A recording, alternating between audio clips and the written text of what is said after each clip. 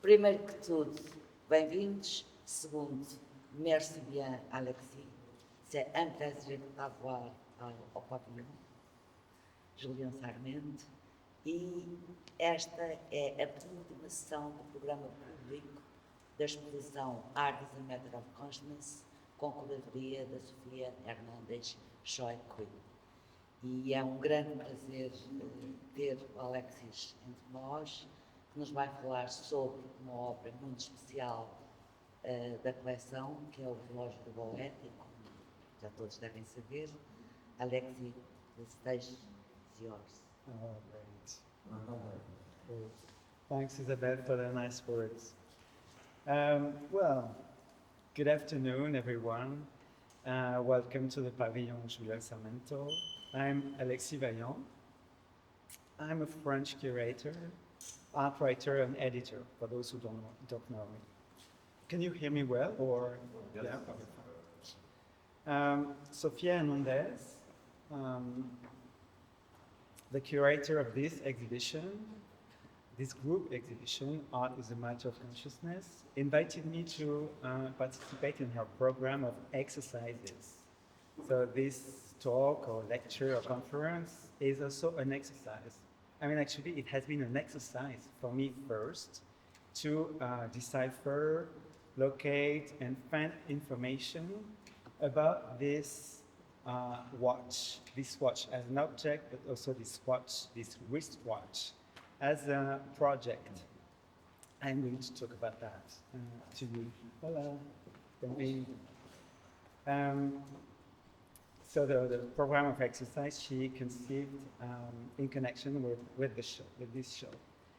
So this show, as you may know, is based on a selection of works from the Julião Sarmento Collection, and this is exercise number 9, and so our focus today will be this watch. Hope that will contradict deeply our winter blues. It's really sad. January has been nightmarish in Lisbon and elsewhere, so hoping for a new climate or climate change typical of Lisbon. The situation here of having, of me looking at you, looking at this small object. This is the smallest object of the exhibition. From a bit too far, I think. You're a bit too far from the object to really appreciate its density, but maybe you can take a certain appreciation of its muteness from where you are. This reminds me two past experiences I had in 2 different museum shows, where many people needed to get closer to an object, to a single tiny object. At the same time, of course, it's not you're not isolated. You're a group now, and generating in an exhibition a kind of blob and frustration and excitement around a tiny object. The first exhibition was Bruegel the Master in Vienna at the Kunsthistorisches Museum during the winter 2018 and 2019, sorry. So it's not that a long time ago, but it's not new. It was funny because visitors, the show was packed, really packed, full of people who wanted to see the same things, so small paintings.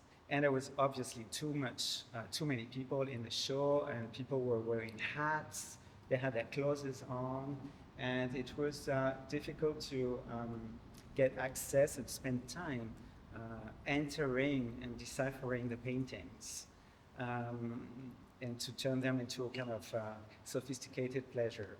And the museum anticipated that, and there were some kind of magnifying eyes around in front of the paintings. They could move so that people could use magnifying eyes to get through the paintings, and spend more time decently in front of them. It's like when you use your hand to enlarge a picture on your mobile phone. They had that kind of approach of artworks, old artworks, in that show.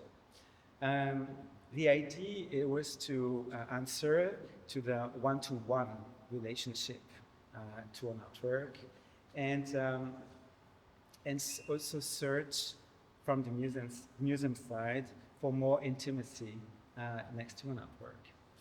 The other one is actually a show I curated in 2010 in Bordeaux at the CAPC.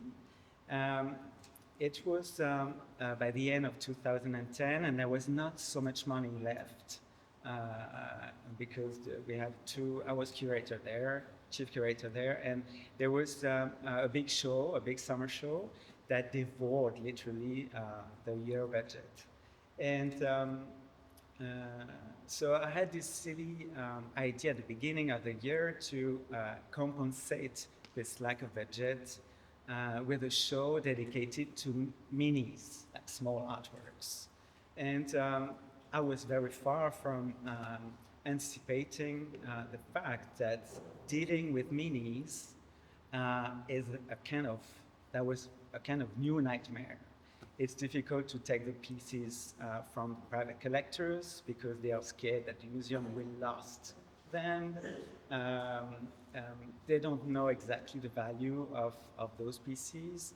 And it's quite complex to present very tiny, small objects in big museums because you have the scale problem and the necessity to develop a relationship from objects towards the audience, the visitors. And I found a solution not to make it too dramatic regarding the dimensions, to get a limitation, no works more than 10 centimeters.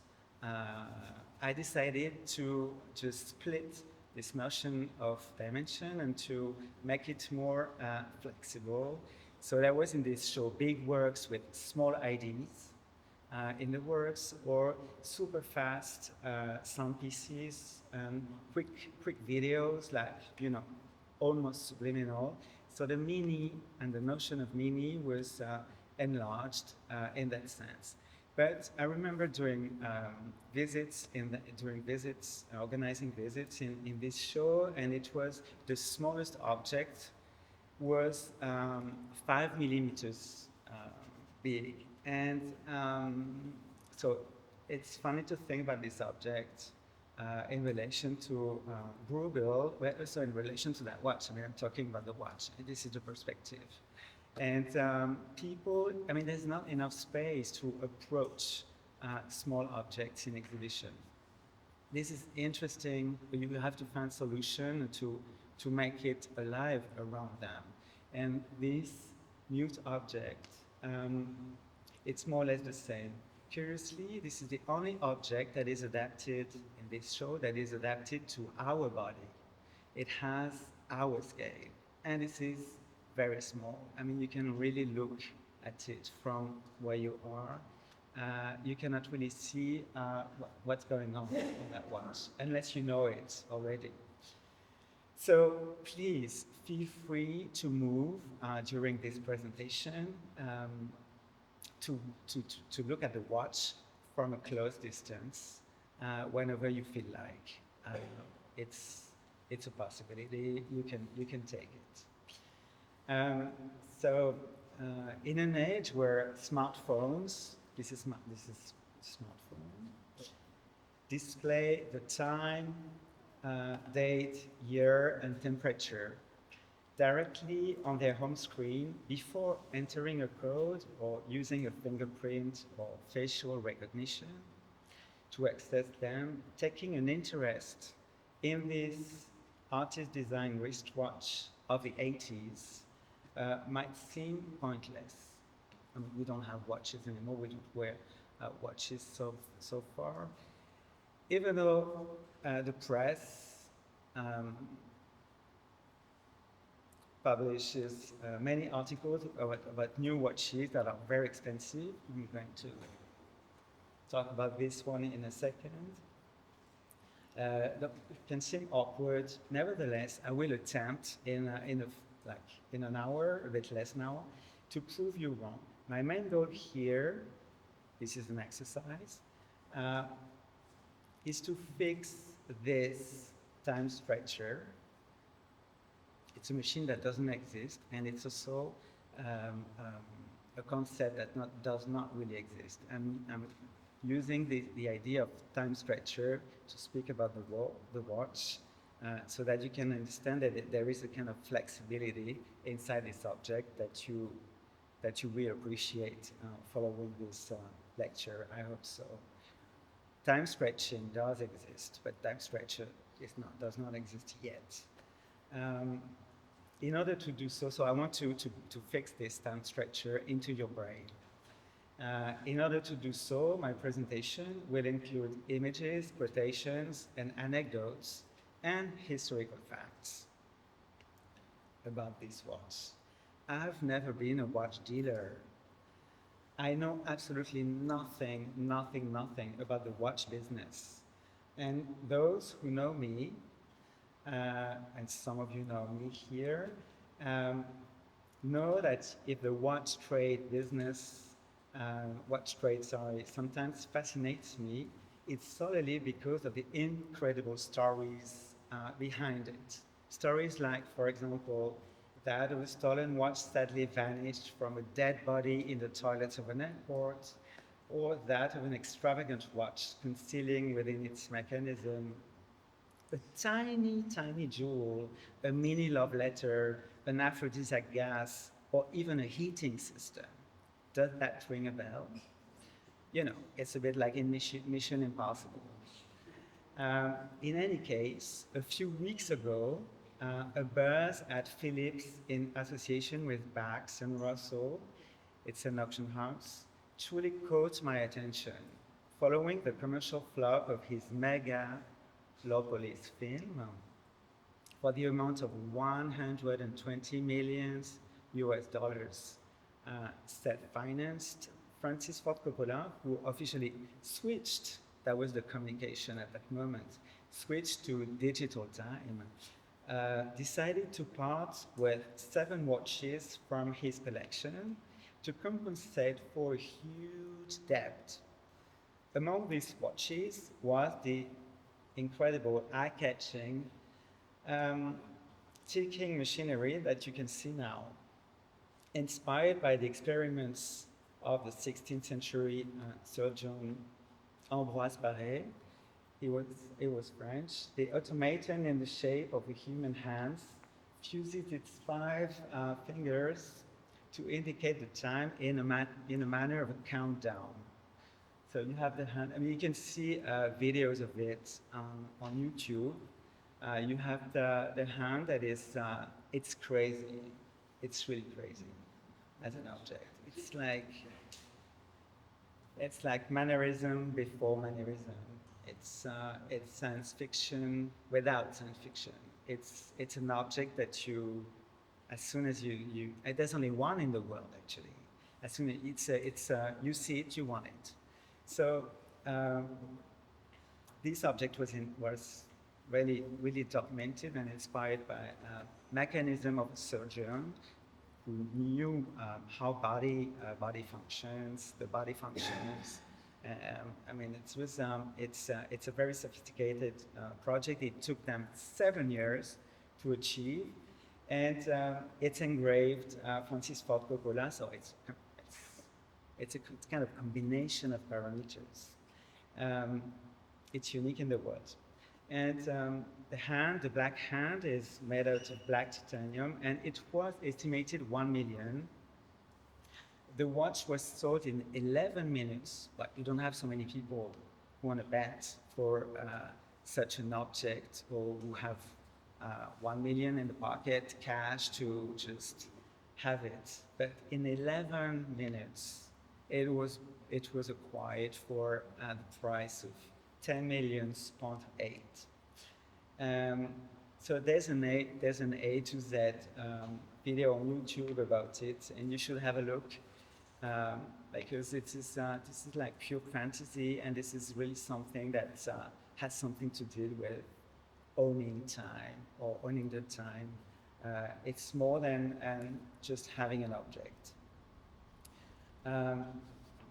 However, and this is also why I wanted to start with this object, it's good to look at that too together, because the one by Boetti is so minimalistic. By comparison, it looks extremely casual and extremely simple and discreet compared to this, heavy, hardcore machine. This incredible machine might find a stunning rival in the annual clock I am about to tell you about. If you Google Orologio Annuale, this is the title of, this is the name of the watch. So in English, it's annual clock. Plus Boetti, you will mostly go to commercial websites and auction houses. It's funny.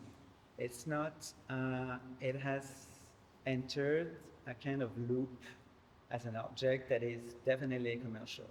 And you go, at least for 10 pages, it's all about business. It's not really about the artist, it's not that documented. It's an everyday object that has its kind of story and value, but if you Google, you will get access to this type of websites. If you compare those pages quickly, you will see that current value oscillates between 2,000 and 15,000. Who knows why? Because is it about the year? Is it about the quantity available? Is it about the regularity of appearance or availability of that object on the jewel market? It's so another issue. So one, if you're tempted to purchase one, to acquire one day, you can be lucky for a reasonable amount of 2,000. It's still doable. Hopefully, we are very far from the 236 millions of the Klimt painting that was auctioned last December. And we'll go through, you will see also via Google that some watches, some of these watches, I'm going to talk to you about in a second, have changed. The wristwatch have changed. So some of them are light brown or even alligator leather or green. I mean, it's like it's a mess. So this is funny to look at what's going on the web and auction houses. But auction houses and jewel specialists linked to art know that if the wristwatch is the original wristwatch is absent, the wrist is absent of the watch, then they don't take it for sale.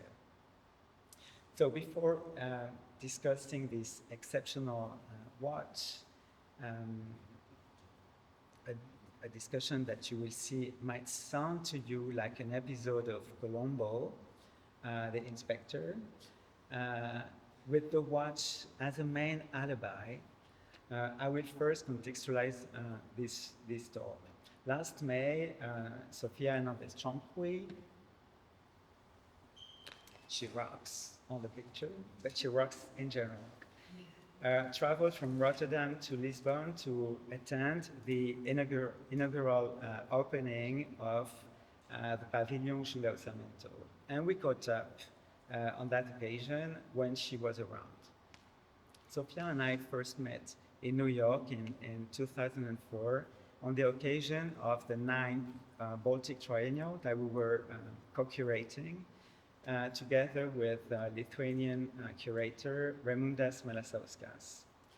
This triennial was entitled, so it took place in 2005, and in Vilnius and London, in Vilnius at the CCA, and in London at the ICA, or with the ICA.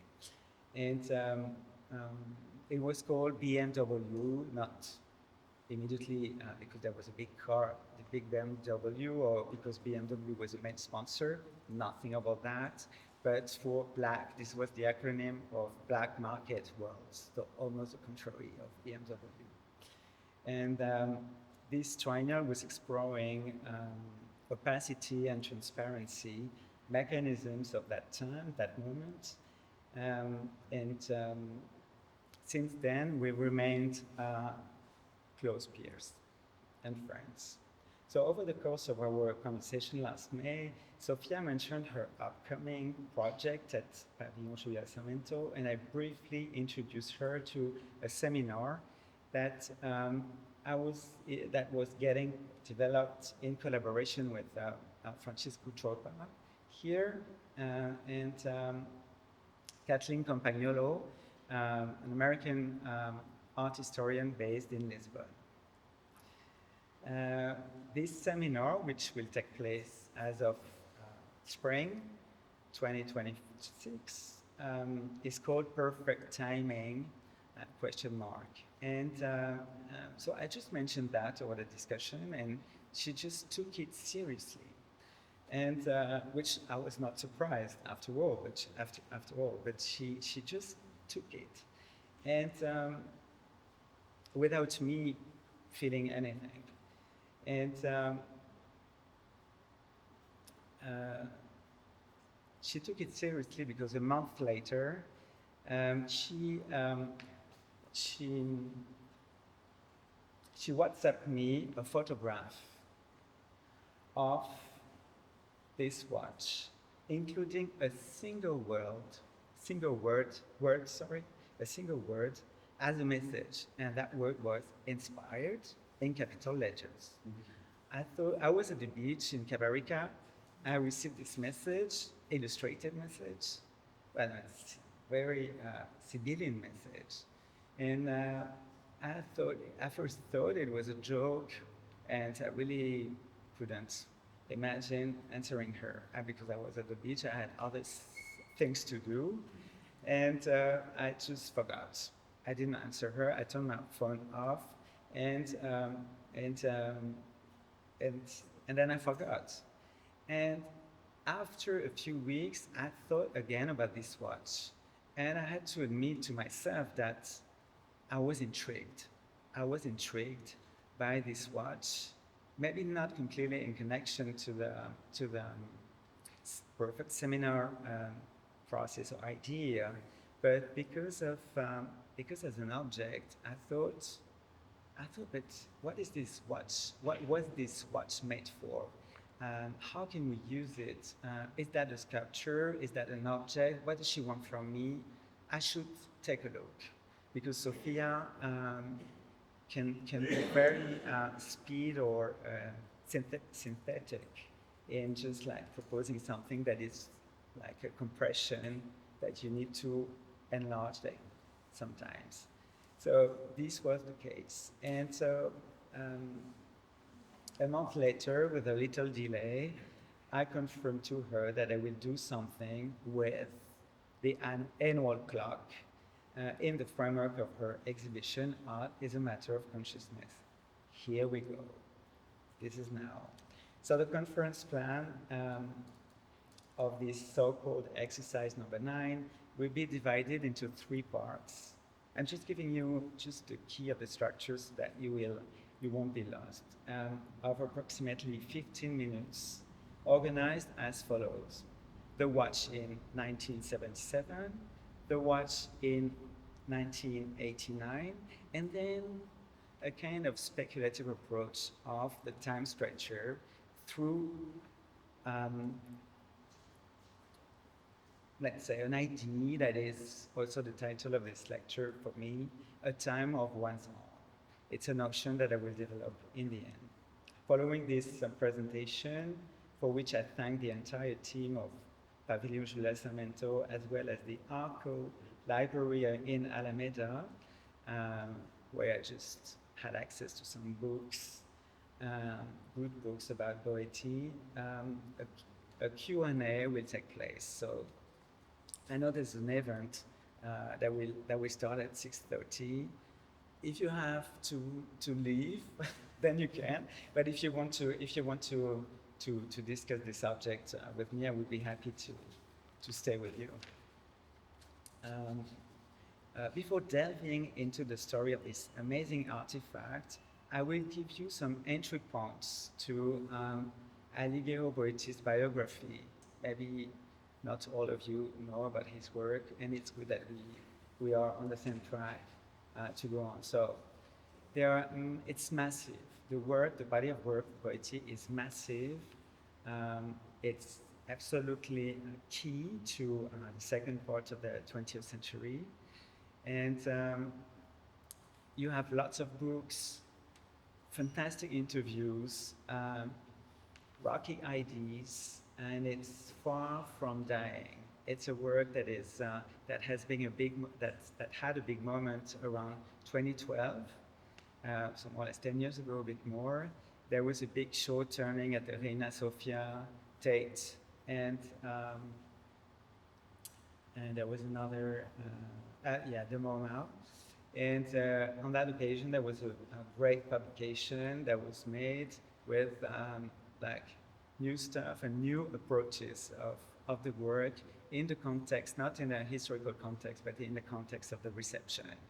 And because it was far in advance, in a very weird way, I mean, his heritage is also massive, and many artists of other generations are getting deep inspiration from him. So Boetti is a key artist of the second half of the last century. I will read that so that I won't forget anything. Information about him is abundant and includes numerous publications, dedicated websites, archives, etc.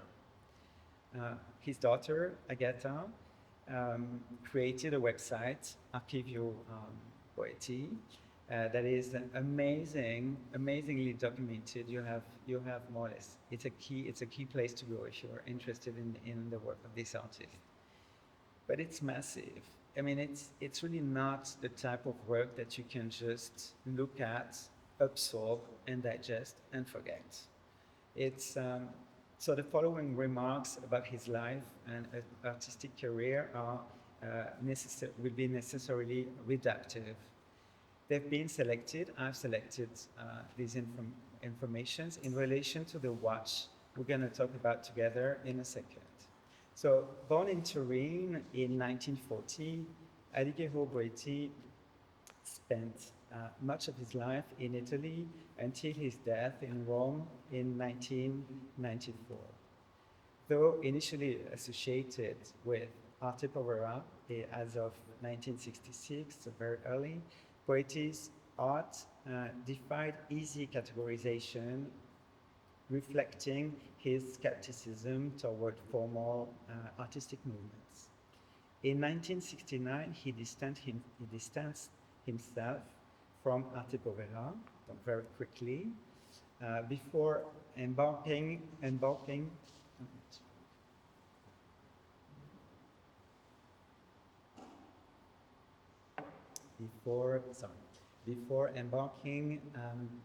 on a distinct artistic trajectory of his own, following what has emerged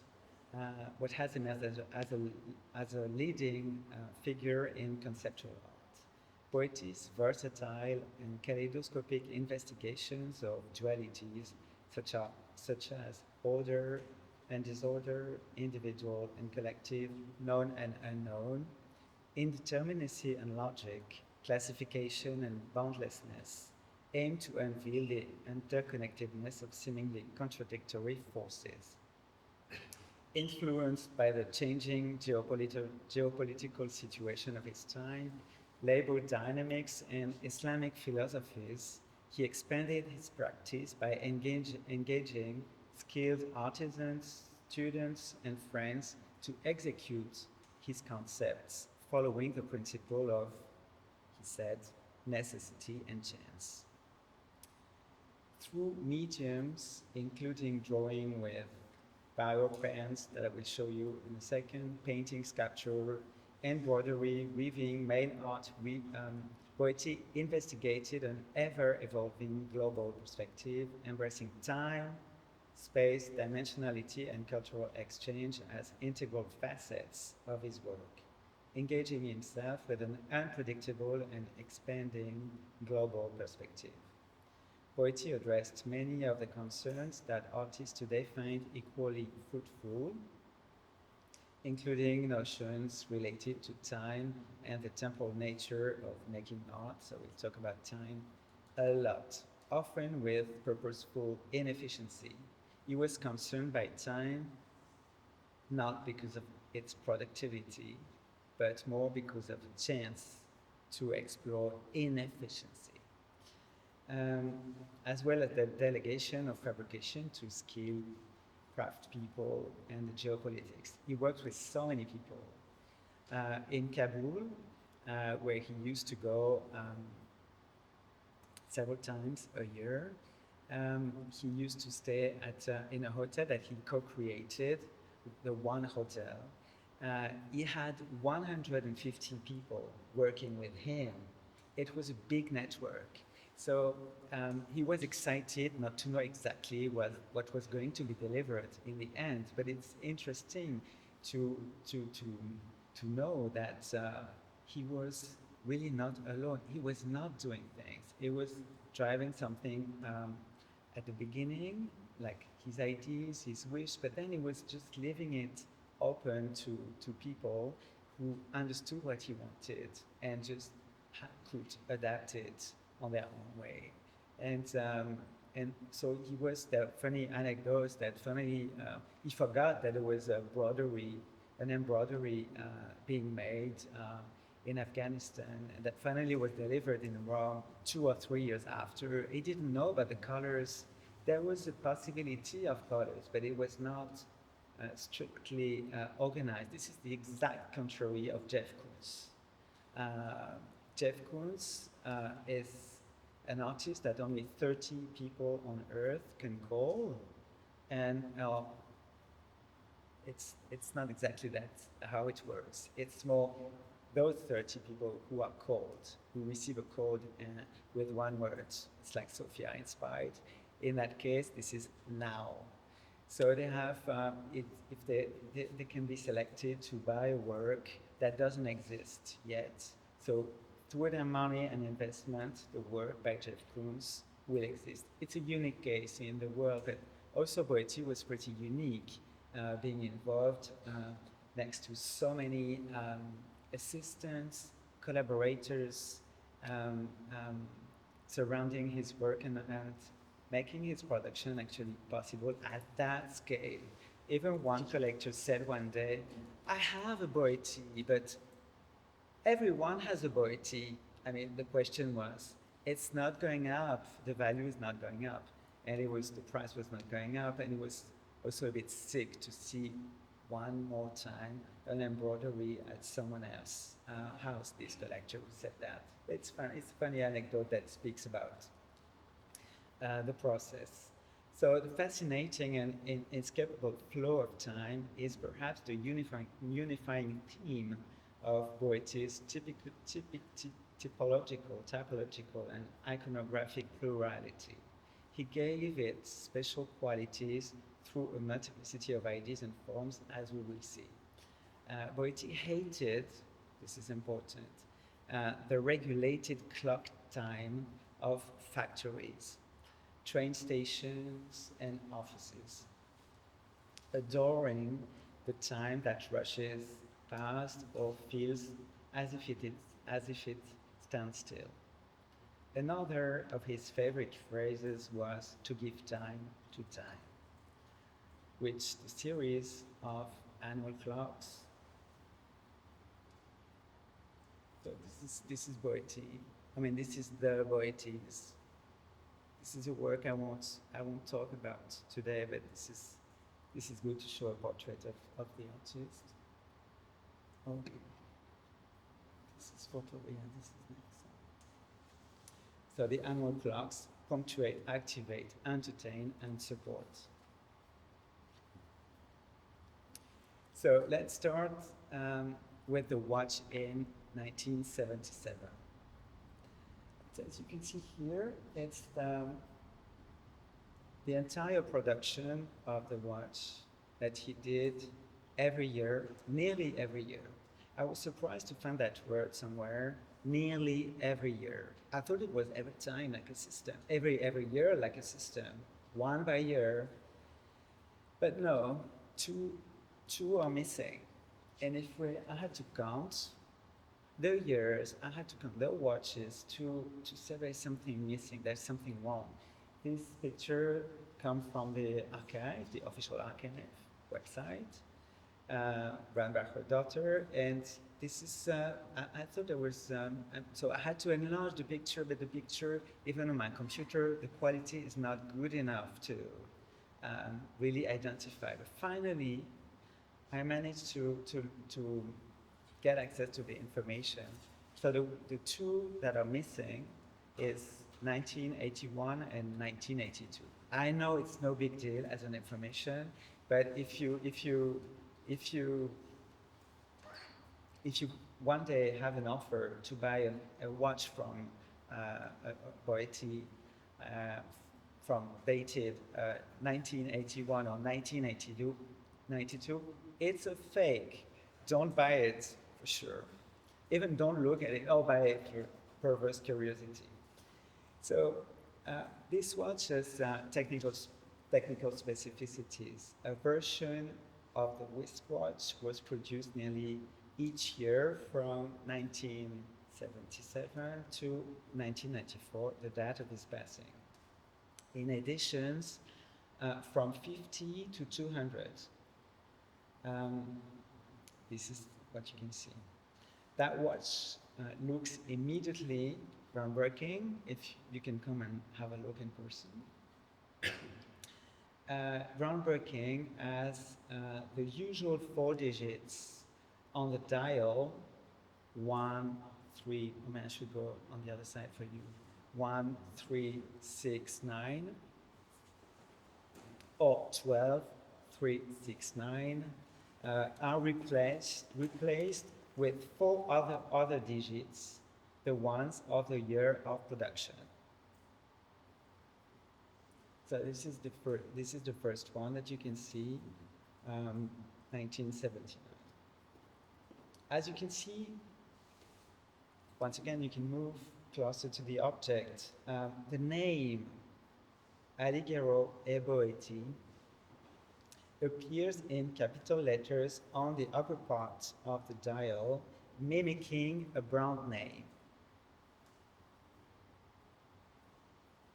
Maybe you can see from that picture better.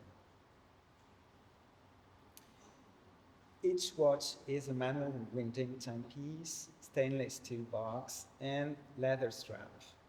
The watch diameter is 3.1 centimeters. The watch length bracelet is 22.4 centimeters. You can see that in the exhibition. What you cannot see in the exhibition is the reverse of the watch, and you have good information about it. On the reverse,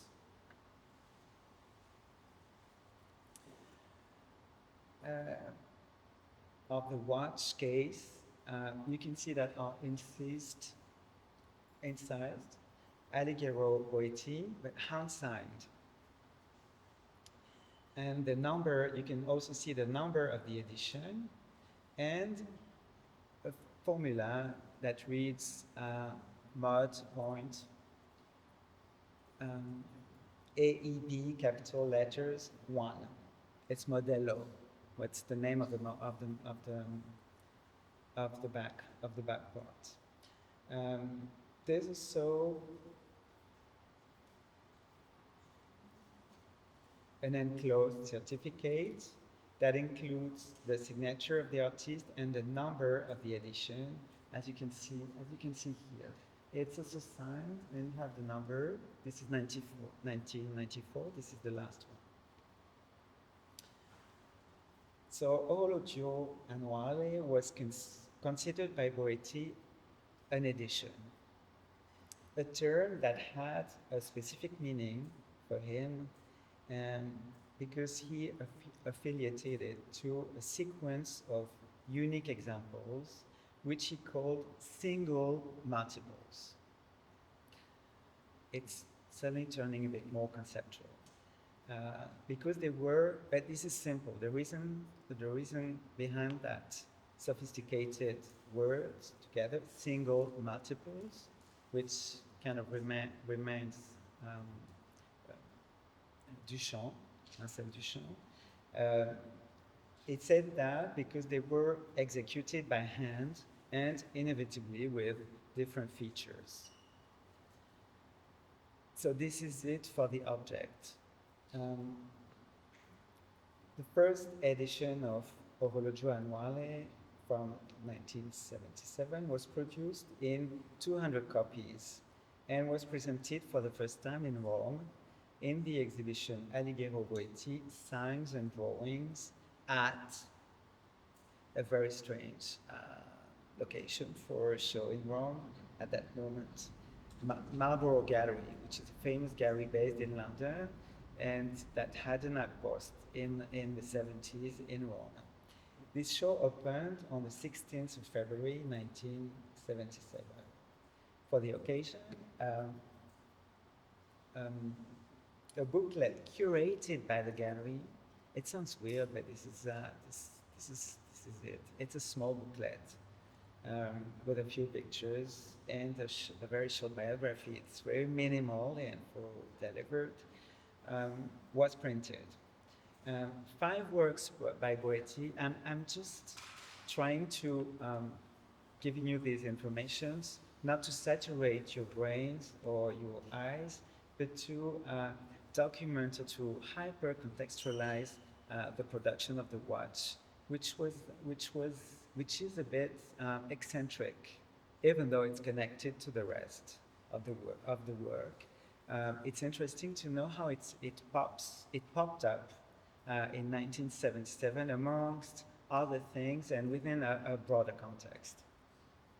So there was those 2 things produced by this booklet and a few other works.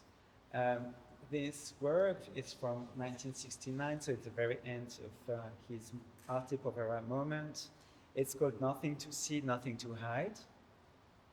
This is very appropriate given the work. And it's a window frame that the artist propped against the gallery wall, and that, according to its title, entired and visual content along with illusionism.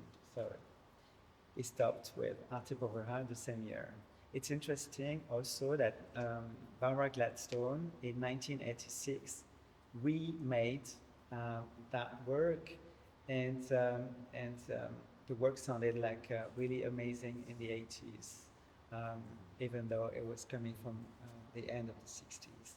There was also 720 letters from Kabul, dated 1973-1974. It's a photo here that comes from Kunsthalle in Basel, where he had a show 1 year later, curated by Jean-Christophe Hermann, who was the director of Kunsthalle Basel at that moment. And you can see Boetti showing a book that we will talk about later, and behind him, all these letters, 720 letters. It's like if you enter the word time on Google, you have 5 million entries. You cannot do anything with that. Were they meant to get for the patient lecturer or reader? Sorry. It's strange to see this mass. So there was a story behind it, of course. The 720 letters were prepared by Boetti. It also, what I'm saying is everything is filtered by time. time issues or connected to time. To be completed with a phrase in Farsi, handwritten by his alter ego in Kabul, Golan Destagir, a young entrepreneur, the young entrepreneur behind the One Hotel. It's a hotel that was created in 1971 and that closed because of the Russian invasion in 1979. And also that was the artist's home and workplace when he traveled to Afghanistan. So it was the moment, the winter of 1973, it was getting hot and there was no money at all. So Boetti had the idea to ask this entrepreneur to write these letters for him, and then these letters were produced. He paid him, and for the work, and then these works were exhibited under his signature in this kind of retrospective in Basel. There was a show at Marlborough. This is the One Hotel entrance facade. At Marlborough, biro pen drawings. They are pretty famous.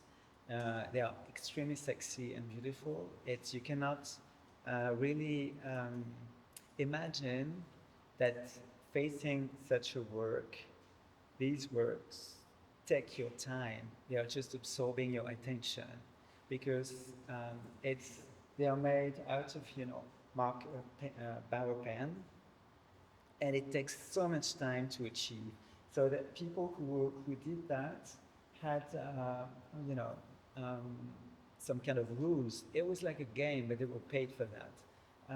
The alphabet and then comma punctuated this kind of sea of ink on paper.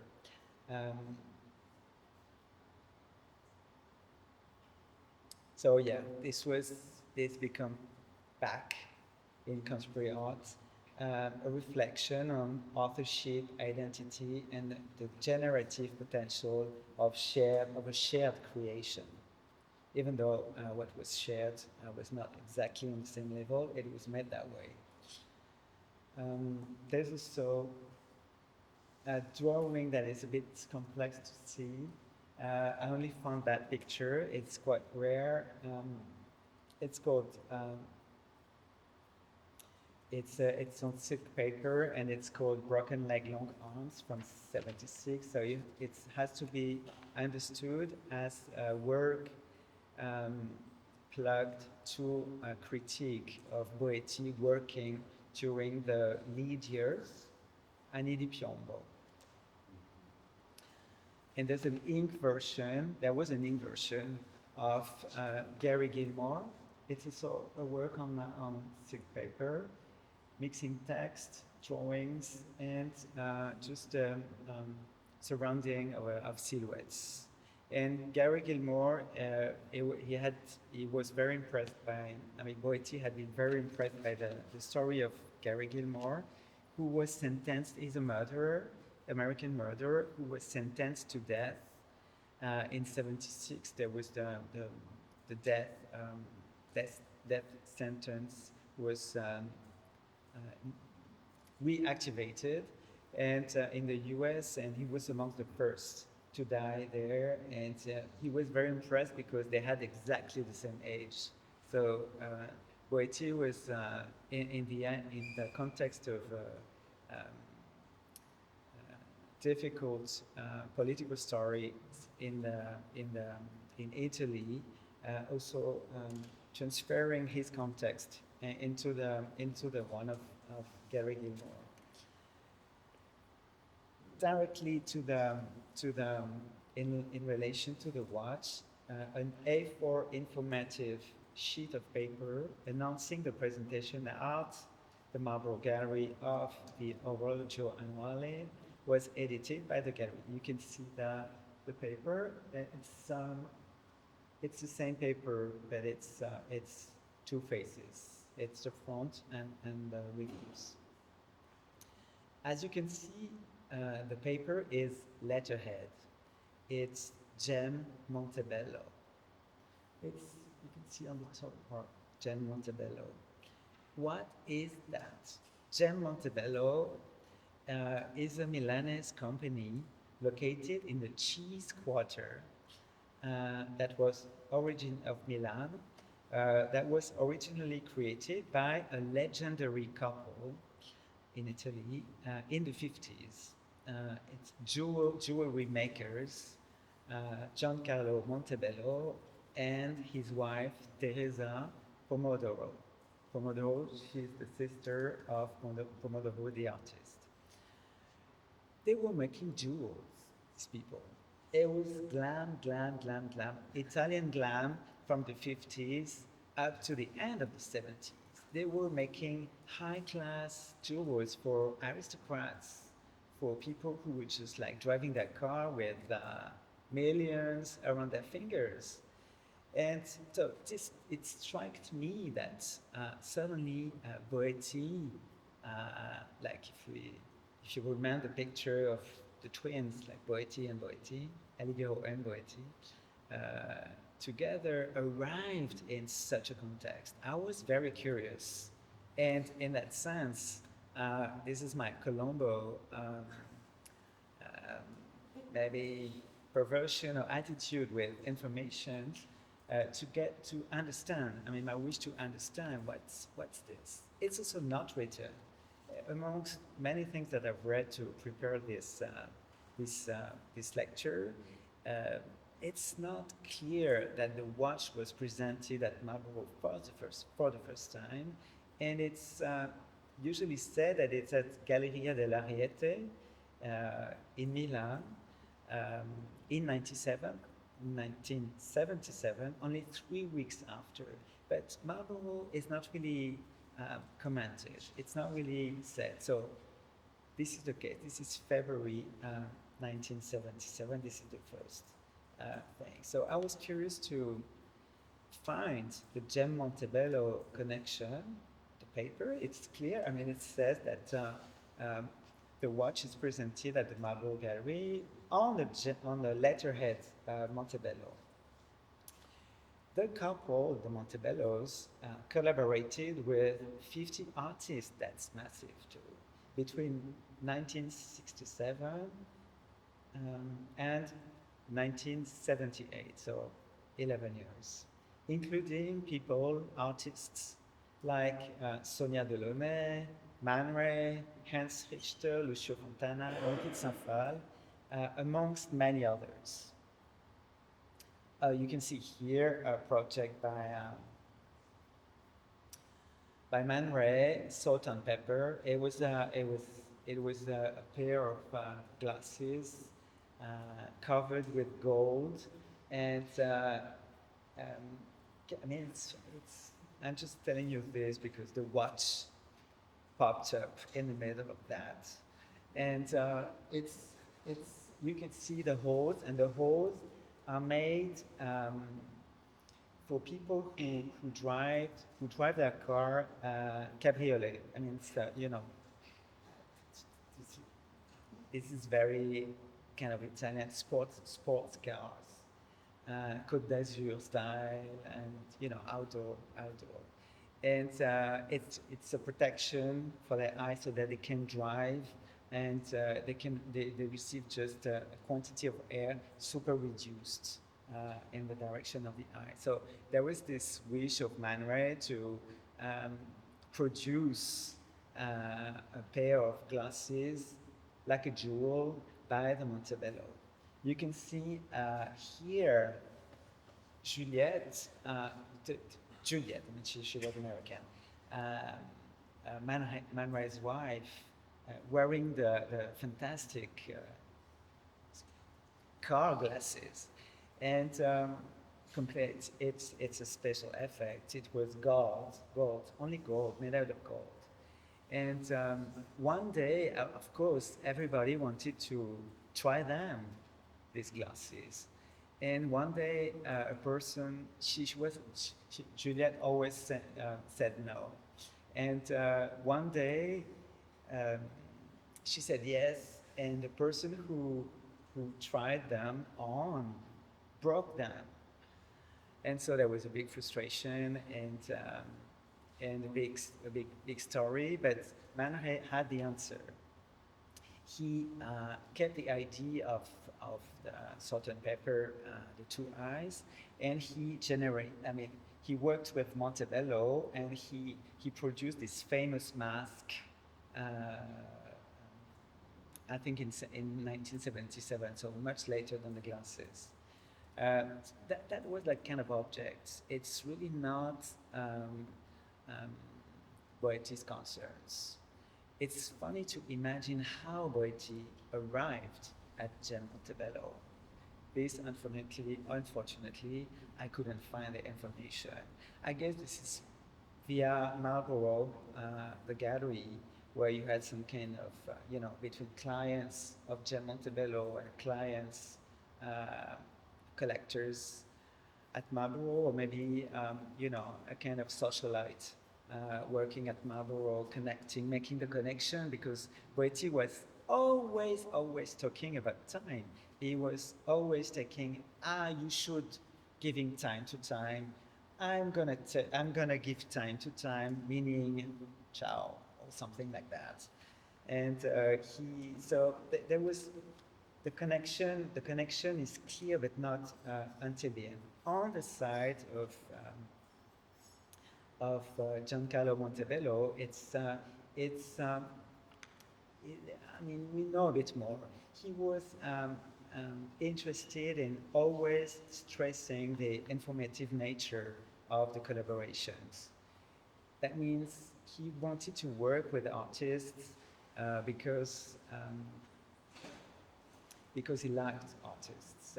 And there were a kind of occasion for him to escape this kind of over luxury world with capricious clients, and to get into freedom and experimental projects. He was available for that. And also he thought that jewelry linked to artists was a way in which the broader public was introduced to the art scene of its time. So there was this wish to connect good artists to his clients, and his brand was getting famous also for that. Also at that time, the jewel thing was more democratic. Materials were cheaper, and also jewels were cheaper. There was this switch from aristocracy to bourgeoisie, and from bourgeoisie to more mainstream clients. Also, the watch arrived in that context.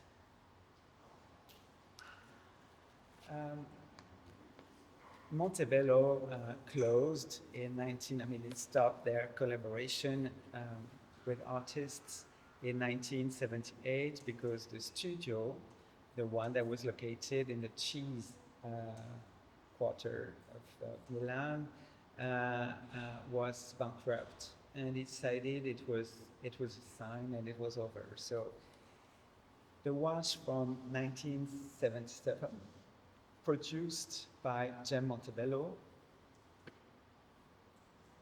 You can see Nikit Sanfal type of jewel here. It has nothing to do with the watch by Boetti, but you can understand a bit of the glam of this company.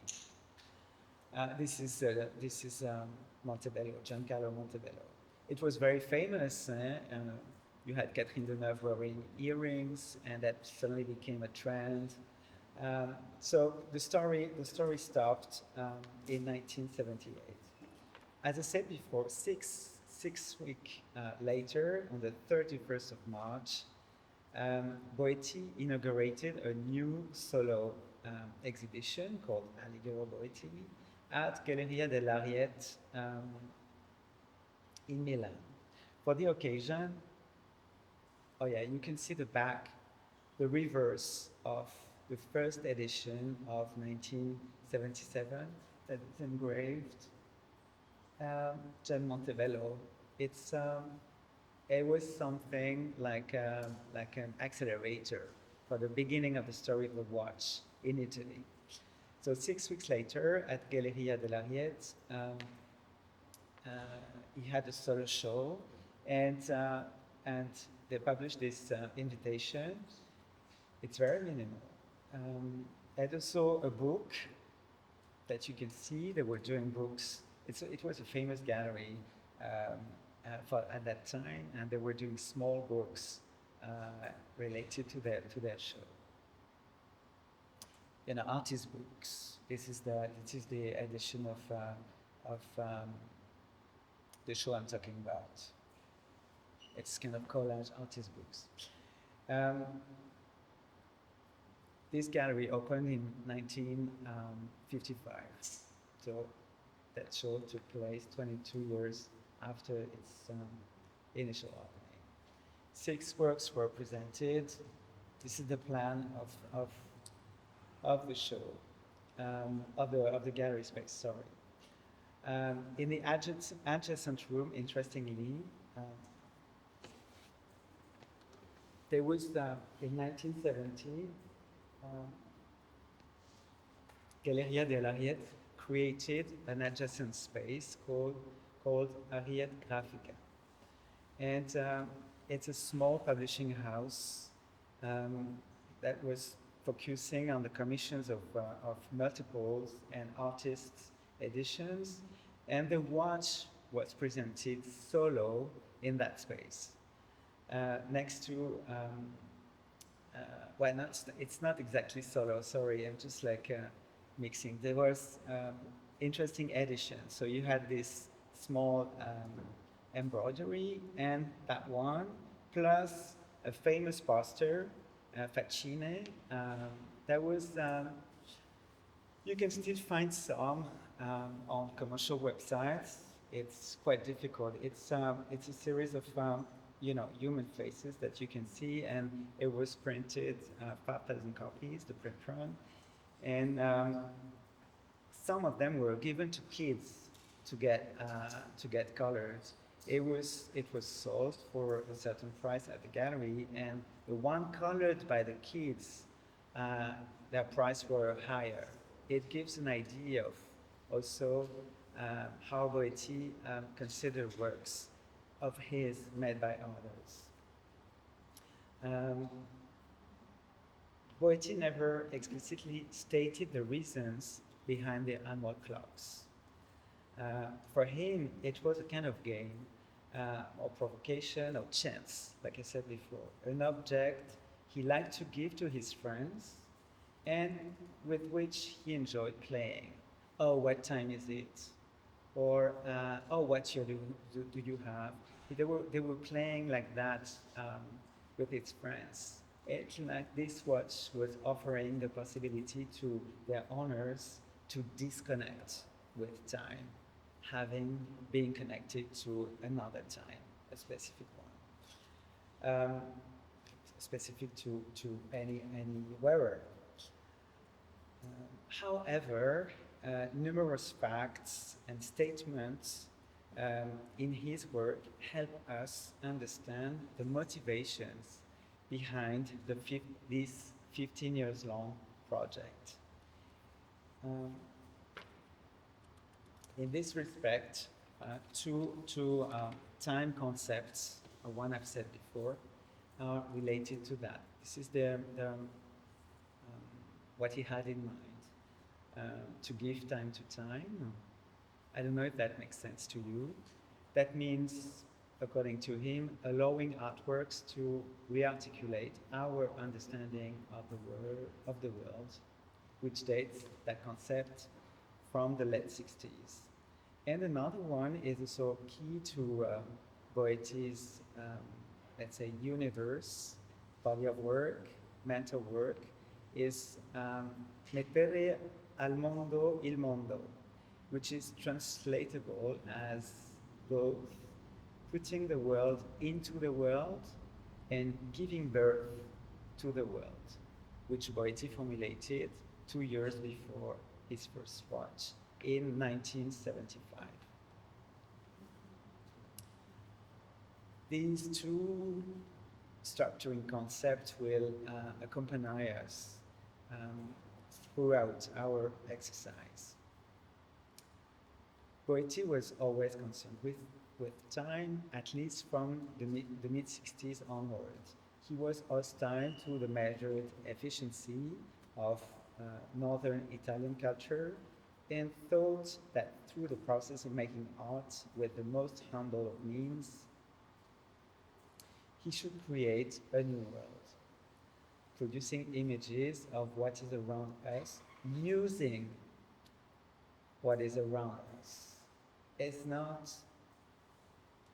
not isolated or out of the world. It's not this type of artist that is, escaping from the world. He's really deeply connected to it, using it.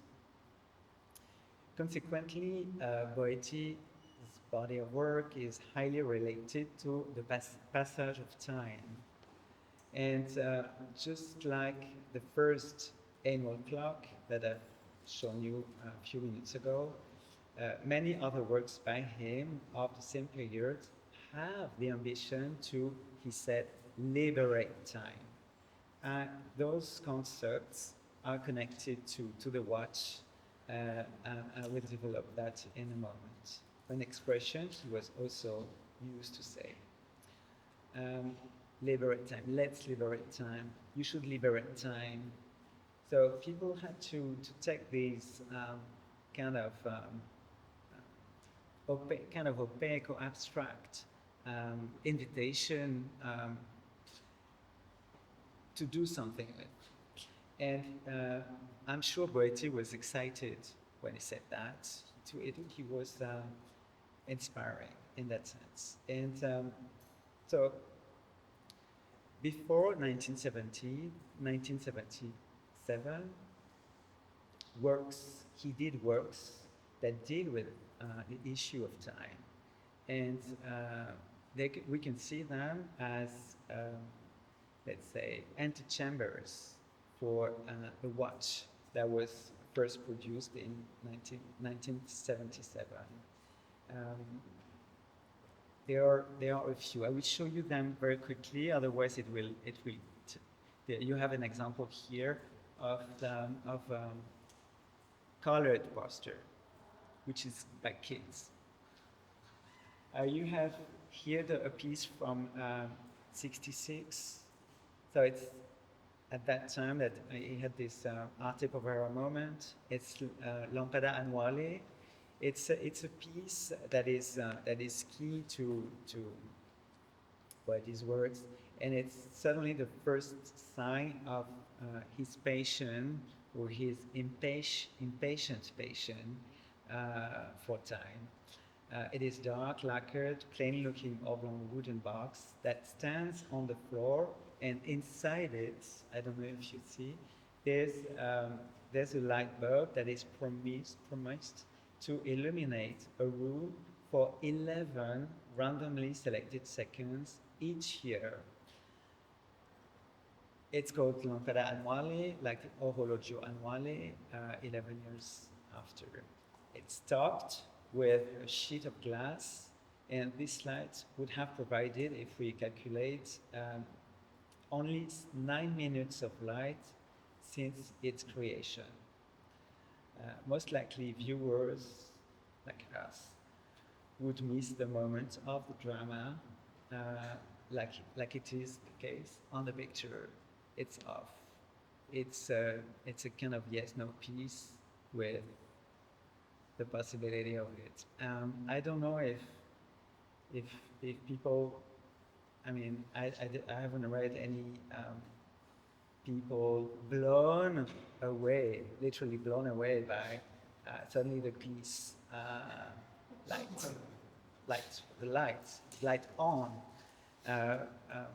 I would like to, but it's not okay. So for those who didn't trust him or that thought it was a joke, which was something that was a kind of keeping the piece to him, and not really, he was only 26 years old when he did that. Keeping something, keeping the audience next to it, but not giving it the clear thing. That was not the case. So he published motor that is inside the piece that actually turn the piece on. And there's also another beautiful work. It's a book that took him and his wife, Alexis Vaillant, 7 years to achieve. And the book that you've seen in the previous picture at the Conseil Basel, this is the one. It's called Classifying the 1,000 Longest Rivers in the World. And so in 1,000 pages, you have elements about the rivers and measurements. It's documenting the measurement, how to measure a river from which bank and at which season. I mean, it's crazy when you think about that. So once again, it's about time. It's really a process about time. There's also this work, 16 December 2014, 11 July 2023, sorry, in which it's part of a series like date painting. He had also these date paintings. Boetti speculated on his fate, both personal and professional. The first of the two dates celebrates the 100th anniversary of his birth. So he was born in 1914, you have 2014. While the second foretold the day he would die. He died in 1994, not in 2023. I just let you speculate and conclude how time can be involved in such a project that is connecting dates, life dates. One from a scenario, 100th anniversary of his birth date, and a speculative approach of the future. It's also part of the watch, this type of ideas. He played also with dates around the same period, collecting, calendars and mixing dates and months together, making the calendar messy. This is messy, and also counters that he developed through time. That's the same period. It's in the 70s. He also produced lots of drawings, but I won't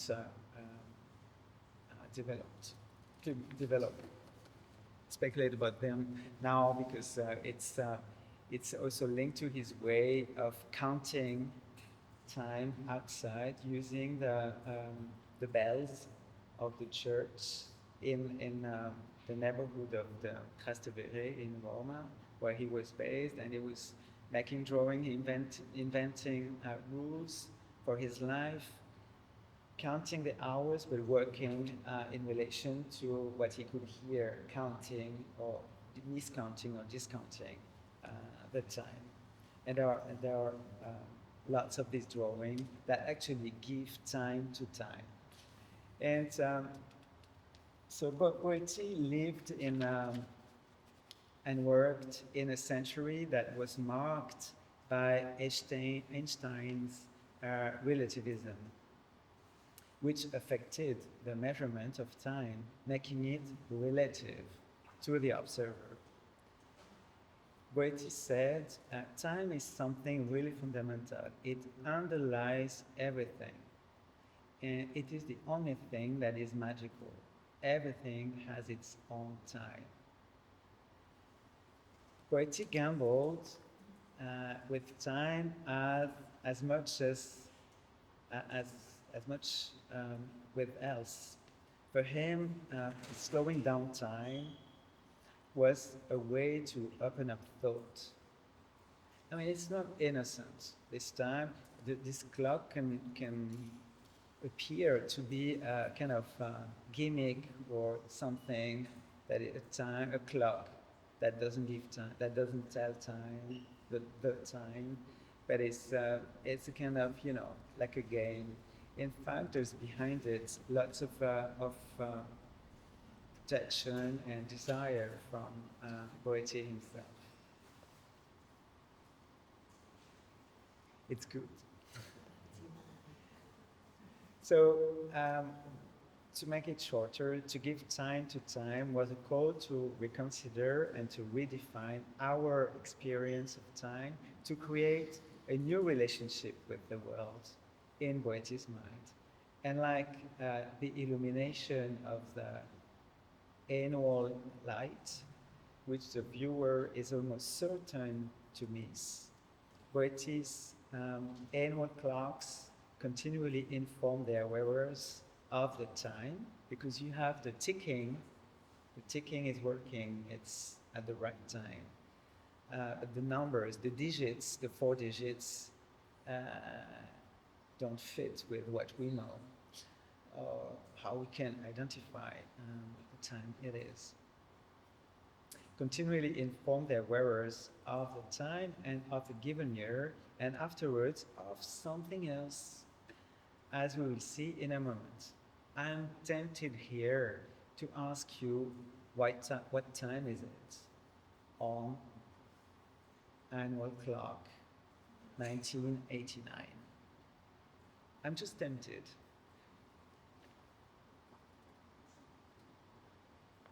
You can think of it.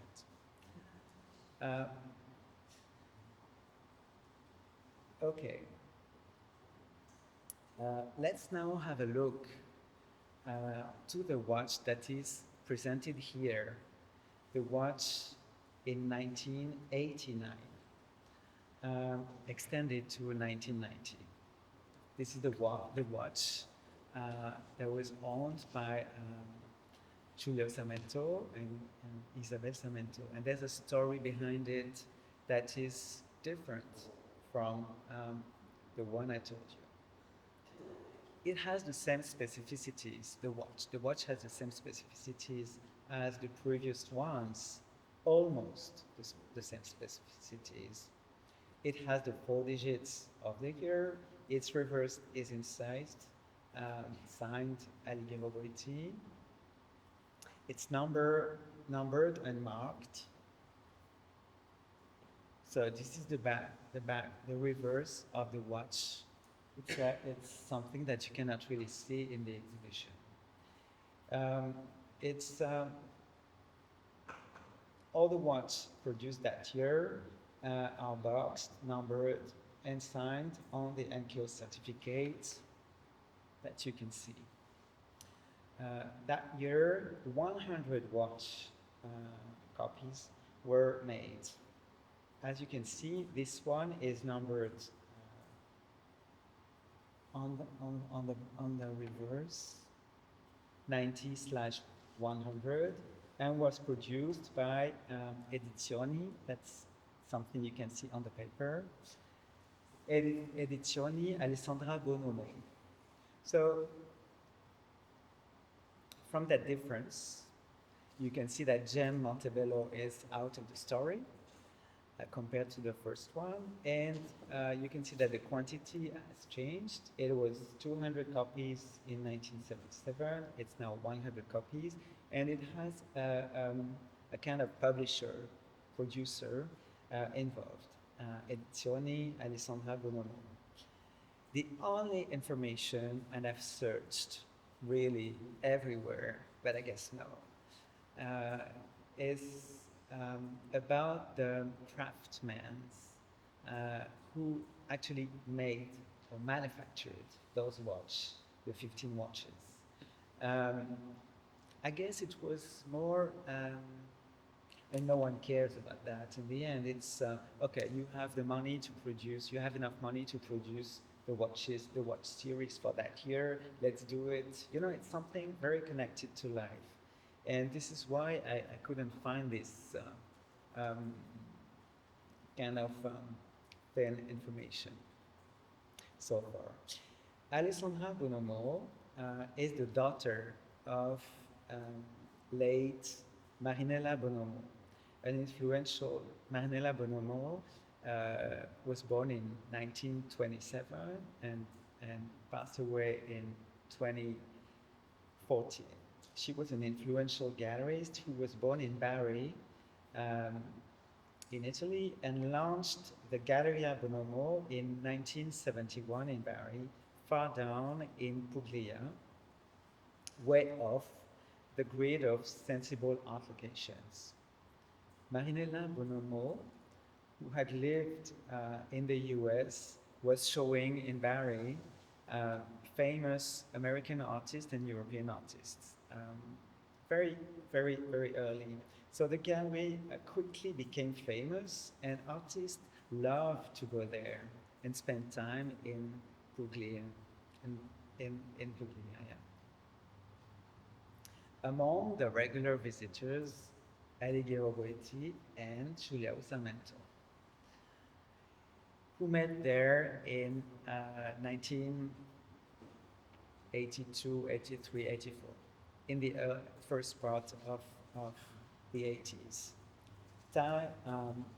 This has been confirmed by Isabel Sarmento.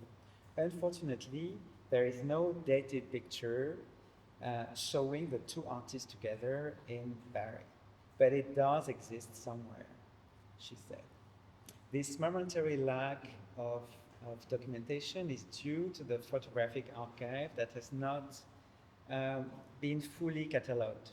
So it's not yet, it's not easy to find, and it's big. In Bari, and maybe elsewhere, the two artists probably discussed their ideas. I mean, it's not probably, it's for sure, about art, life, their desire, creativity, politics, lifestyle. I don't know, many things. You have two artists of that quality together. And they might have also discussed about their relationship to freedom, dissemination, consciousness, free time. Is it recorded or free time, privacy, complicity, among many other topics both were sharing. And perhaps even the watch could have been mentioned and discussed. Julião Sarmento had a solo show at Marinella Bonomo in 1986 in Bari. This is one picture, and this is another picture. 4 works represented, maybe more. This is the two pictures I have here. And coincidentally, that show was in 1986, and Julião Sarmento acquired this watch in 1990, so 4 years later. This watch that is exhibited here. So we can imagine with the Bonomo connection and with the Bari situation and with the enthusiasm of Boetti, and sure that this meeting with meetings with Sarmento, that there was something about time in their mind, and through the subject, you can be seduced by an object, but finally decide to live with it without it. I mean, just have it in your mind. You can, I mean, this is what we do with art, more or less. We don't buy everything we see or everything we want to live with. We just live with the things on a different agenda and in a different way. And but this watch was not such a big deal at that time. And although Sarmento might have been truly interested in this subject for conceptual and object-related reasons, and because it was conceived and made by Boetti, this acquisition was also motivated by personal circumstances. As told by Isabel Sarmento, This watch was offered to her by Julião Sarmento with the idea to mark and maybe celebrate in the future, in the continuity of time, the year when they started living together, precisely 1989. It's a kind of starting point. So the digits of this watch are precisely 1989, and this is the date where they decided to live together. It's a kind of it's a kind of let's say private moment, and it's symbolic, but it's also it means that this relation has a future somehow. There is something like that with the openness of time, the ticking, and the starting point that is locking the events. This watch, she said, was acquired for the amount of 295 euros. It was delivered, bagged in a plain velvet pouch to protect the plexiglass from scratches, and has no certificate or box. It's numbered on the reverse of the watch 90/100, but it doesn't have the documentation of the edition next to it. This one. Following this sentimental and conceptual celebration or gesture, the watch entered the collection and was never worn, confessed Isabelle, as Julião, she said, used cheap watches like Swatch or Nike as a usual device. And this was before also the mobile phone. Giving us the time, telling us the time. This watch was exhibited several times until its presentation here as a wall sculpture. But what is that object? Is it an everyday object, a concept, an idea, a crazy time stretcher and time stretching machine? Is it a jewel? What is that? Is that all that together? Here, it's just suspended on a locker. I mean, it's impossible to steal it, or otherwise you would break it. But it's more a kind of a wall sculpture. It's really not a painting or a collage or whatever. So this watch, as it is exhibited here, by comparison with the other works, has something very special. There is two names involved in it: Julião Sarmento and Alighiero Boetti, and it's something very special. I mean, this is not only a work collected by an artist. It's an object that has this very specific function to be used by an artist in a private context first, and then because of that story, to carry within it two names unlocked in this machine. And I think this particular duality is productive. We speak here of something a bit special in relation to the artworks or the art system. We speak here of a two-handed artwork.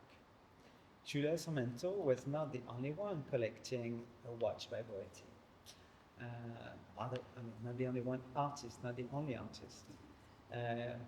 The other one we could mention here that comes to mind immediately is the British artist Jonathan Mark, who owns a watch by Boetti from 1990, so the year after this. if Julião Sarmento used this watch to commemorate a special moment in his life through time and give it a perspective, Jonathan Monk wanted to live at the hour of Boetti. He acquired this watch his watch in 1990. When he was at the time an art student in Glasgow. And that year, Glasgow was the European city, official European city. In 2008, Glasgow was again elected European city. Of course, everybody had forgot the 1990 celebration of Glasgow as a European city, not Jonathan Monk. And he did a show at Tramway. That was with Tramway. That was a super long wall, 80 meters long and 6 meters high, with only the clock, the watch on it, dated 1990. So there was this critical loop of time, commenting the context of having a city, a European city, re-celebrating something that was not fruitful at all. And for those who forget that time is forgetting time because it's passing, then the watch could be the guarantee of this starting point. There was, in this way to use an artwork, there's also, through the use of an artwork, the possibility to share it in the authorship meaning of it. And this is something special. Boetti, because of the quantity of watches produced and because he thought that other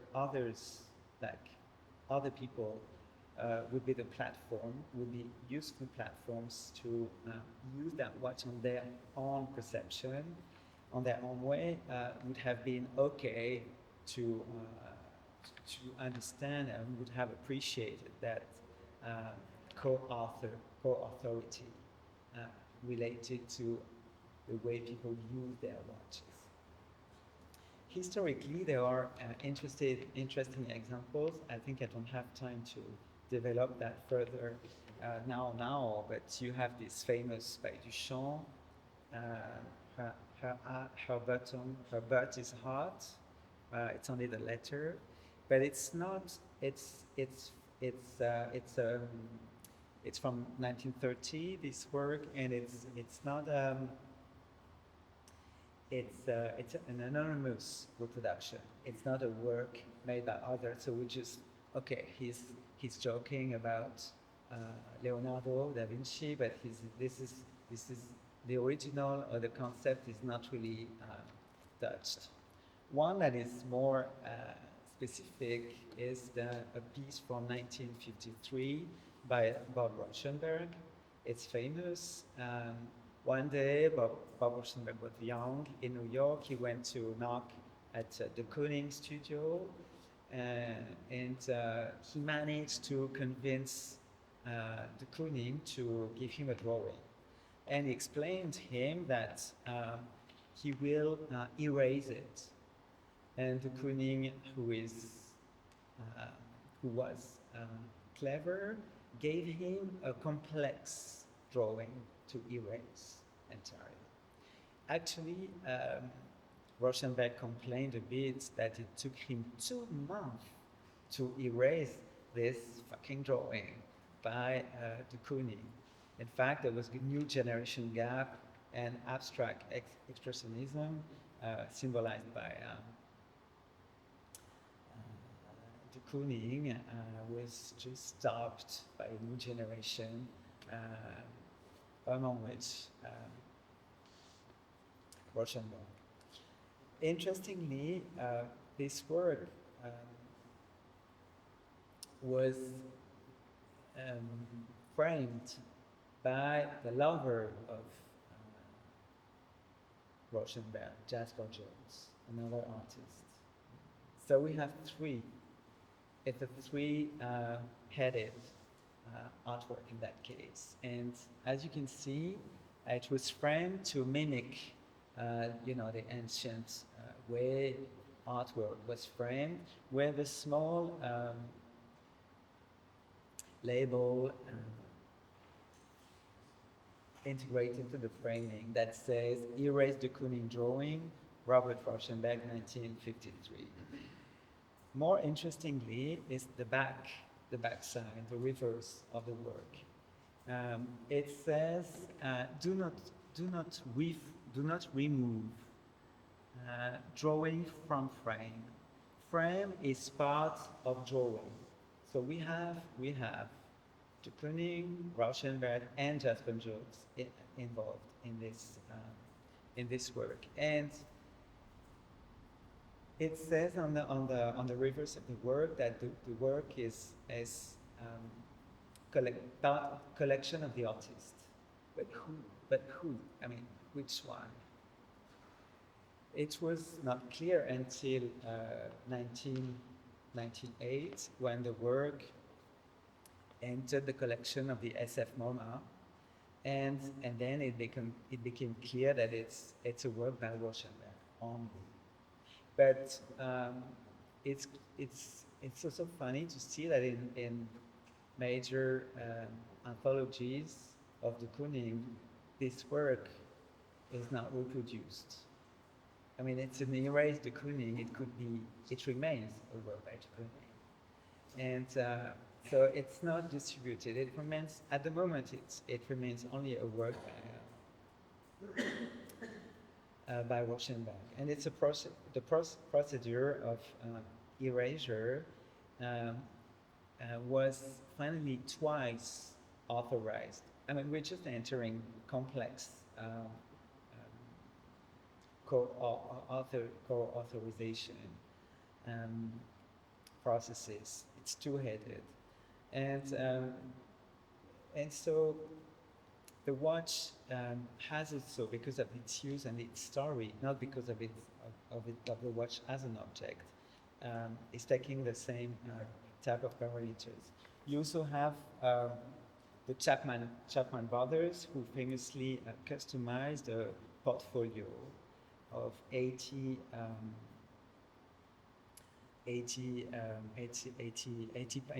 parts by Goya, and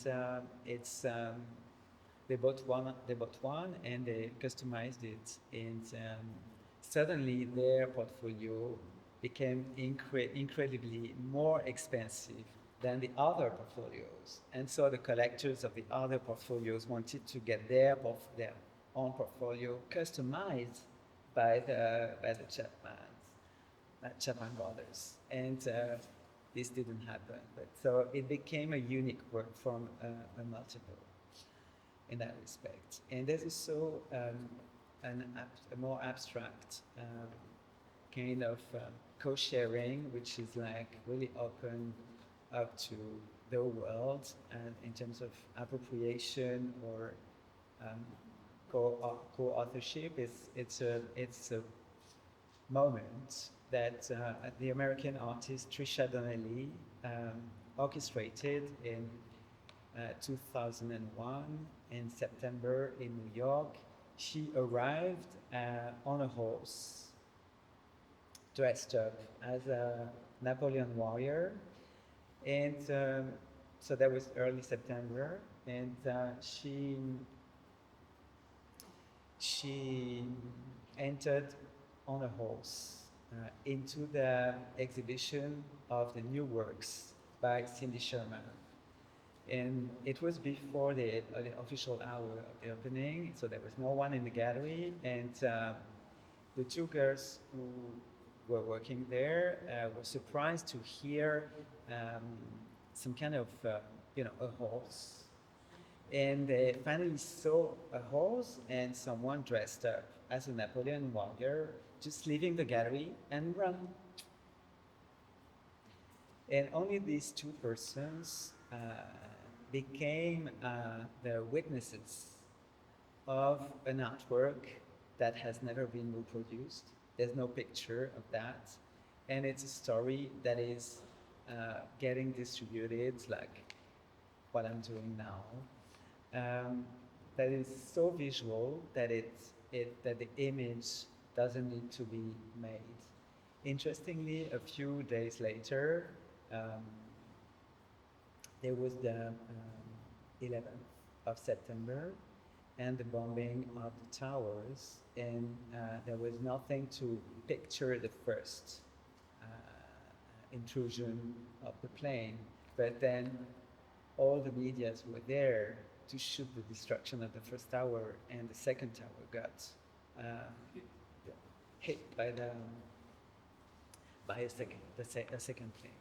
So it's curious to see within that story if Cindy Sherman is part of it. I mean, if they are kind of it's a co-author or linked event, or if it's with the September 11th in terms of image and non-image, knowing that Trisha Donnelly is putting us back to the Middle Ages, where events were not legitimized or, let's say, their existence didn't need any proof to exist in the future. It's all questions, and this is I'm asking these questions from the authority linked to the watch.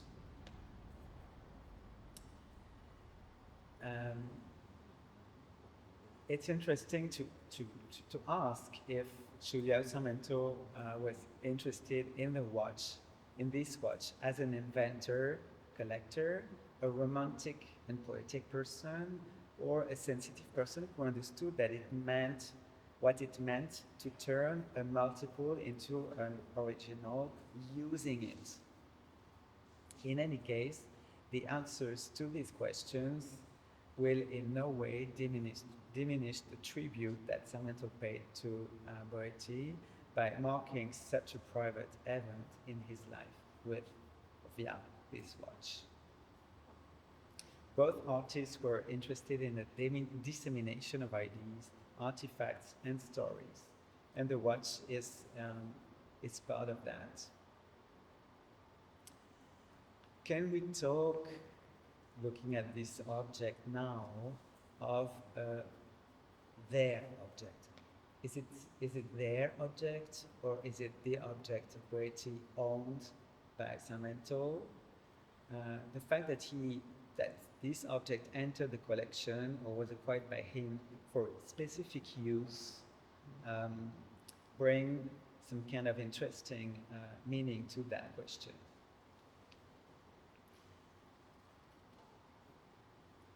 Regarding the collection, in 2015, Elective Affinities Julião Sarmento Collector that Delphine Sadhu organized, he said that the Sarmento collection is not a collector's collection, but an artist's collection, in the sense that through it we have not only access to the transformations happening in the art scene of that period, but also a mirror image of the artist, his aesthetic choices, obsessions, interest, and vision about what art can be at any given moment, thus reflecting the work of the artist turned gatherer.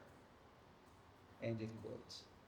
Put backwards, one could speak about a portrait, looking at that collection or just embracing it, made by others. In this respect, it's interesting to note that the year when Julião Sarmento acquired the watch, more than 100 works entered his collection, which means an average 2 per week. That's massive. So maybe this is the only work collected that year by him, or was acquired by him that year, that got used, involving Isabel and their story. And in that sense, this is a specific object.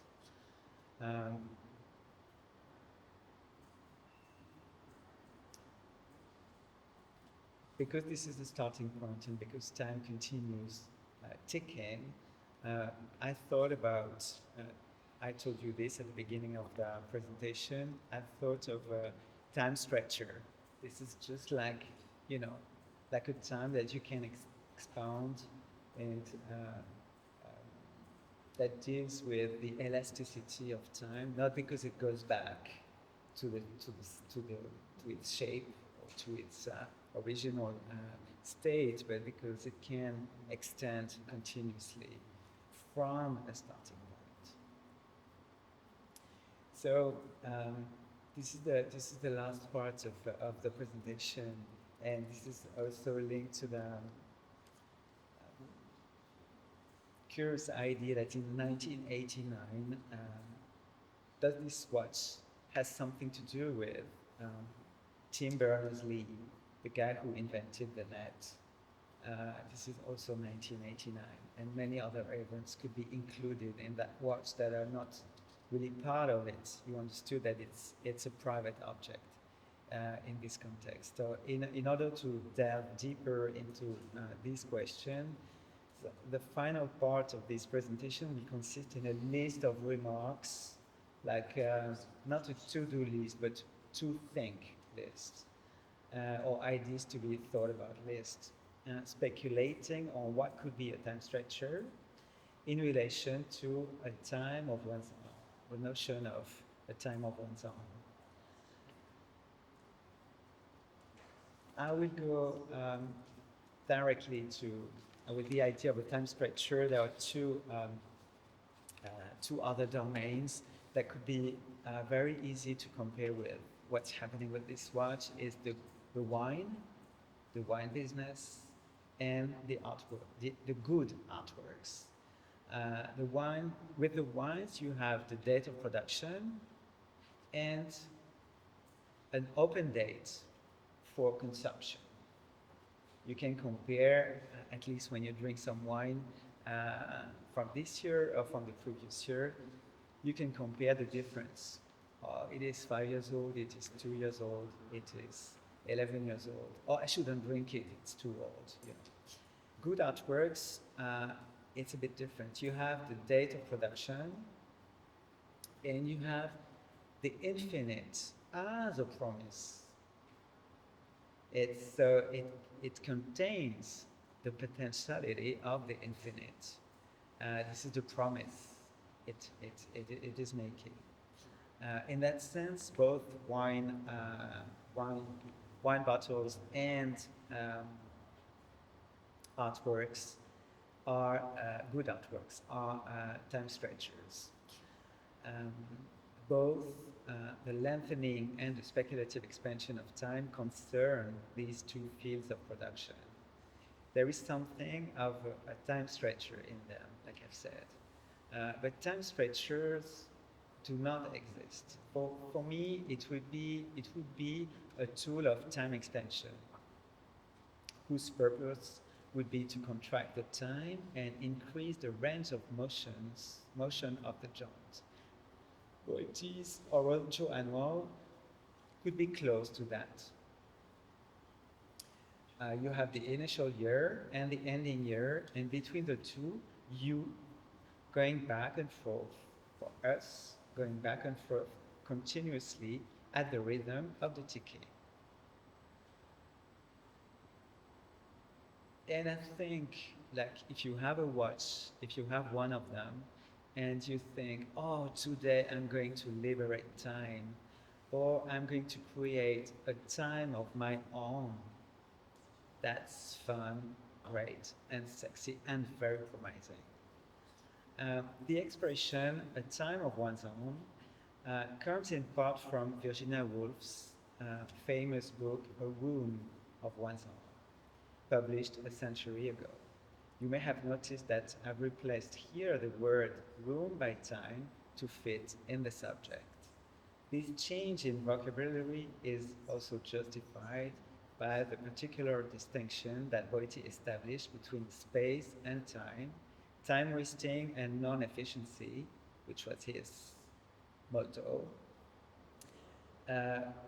which is also finally what the watch is about, because it's impossible looking at the digits to give a time or to tell the time it is.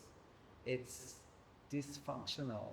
So of course the digits connect to the year of production, but through time, who cares about that year of production? We all care about something new through that object. Virginia Woolf's extended essay, A Room of One's Own, was first published in 1929, following two lectures delivered in the year before at two women's colleges of the University of Oxford. The essay discusses a variety of topics and uses many metaphors and thought experiments to illustrate her most essential point. I quote her, "A woman must have money and a room of her own if she is to write fiction." In other words, Woolf wanted to liberate space in the context of gendered creation.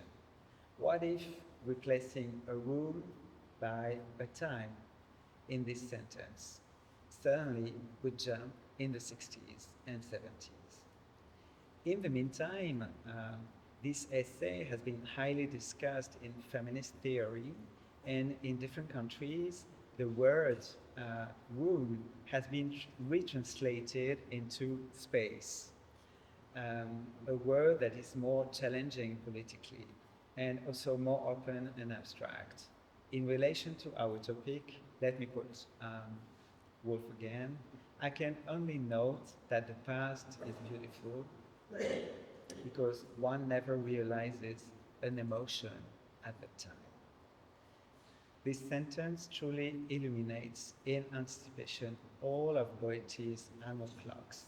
In a room of one's own, the space is the matrix for resistance, and thus awareness and consciousness, or consciousness. With the orologio annuale, the ticking is the matrix for possible liberation of time.